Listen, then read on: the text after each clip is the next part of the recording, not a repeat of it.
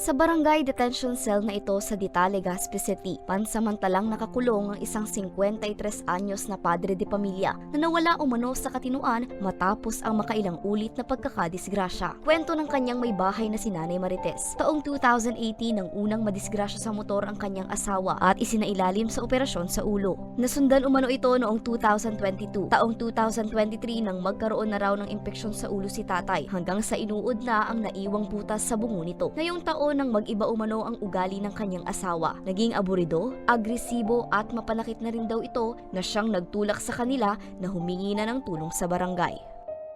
Primero po, nakaano yan sa semento dyan sa may covered courts. Buyong po siya. Tapos, dinara ko sa artista, nagparabulos na yung dugo. Inoperahan duman. Tapos, sa sunod, pero wala man siyang nagiginibo pa baka to. Wala pa siyang nagiginibo.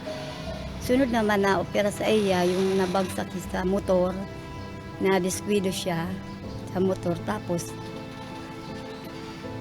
sa kabila naman, di yun na ito. Wala man siyang na pipigigibo pa baga.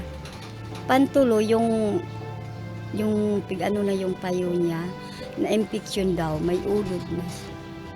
Bago ang sunod-sunod na pagkakadisgrasya, ang pag-aayos ng mga sirang payong ang pinagkakaabalahan daw nilang mag-asawa. Magkasama pa nga raw nilang sinusuyod ang mga kalapit na barangay para mag-alok ng kanilang serbisyo. Katunayan, ilang taon matapos ang operasyon sa ulo ni tatay, bumalik daw sila sa pag-aayos ng payong sa kabila ng butas nito sa ulo. Ganoon raw kasipag at karesponsableng padre de pamilya ang kanyang mister. Maliit man ang kita, pilit na pinagkakasya daw nila ito para sa kanilang 8 anak. Difícil po sa pinansan po. Pati po sa nag-iresibla. Wala po akong makuha ng kwarta. Nag-aato naman ng pagkaon. Kaso po, wala po akong pinansan na pagkaon. So, estudyante kong pamasahe. Nahihirapan po ako magka-eskwela.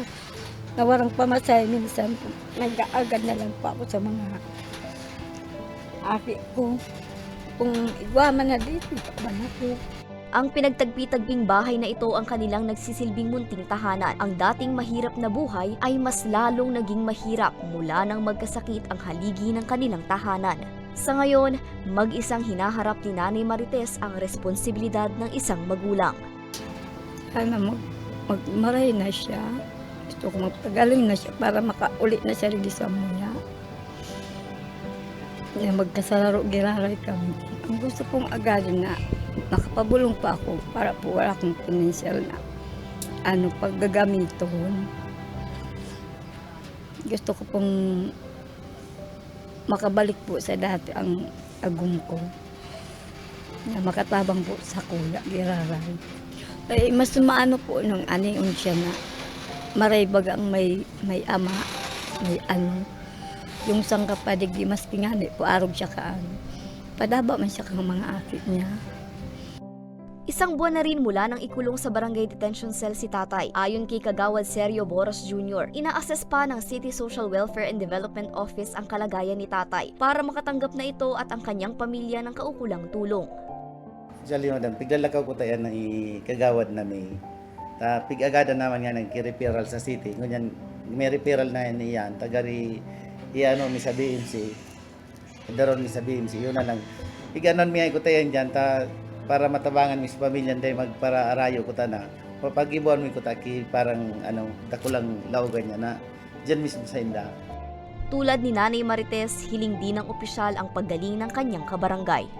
Siyempre baga po nailing daw ang sistema niya na medyo talagang ang pamilya talaga nila medyo talagang dapat talaga matabangan ta kasi parang wala man po talaga. So, agum wala man pong trabaho. Nailing tawang po. So, arong ninda, medyo talagang wala man talaga. Kaya, nagdagat po kami kitabang. Kung sisay man po, makatabang kayo ni sarong residente ni, nagdagat po kami kitabang. Makipag-coordinate lang din sa barangay, sa dita, hindi po sa barangay hall. Sa ngayon, tanging pagkapit sa Panginoon at sa kanyang mga anak ang pinagkukuhanan ng lakas ni Nanay Marites para magpatuloy. Sa mga nagnanais na tumulong, maaaring kumontak sa mga numero na makikita sa inyong mga screen. Para sa mga balitang Tatak Bicol, Angeline Dagta.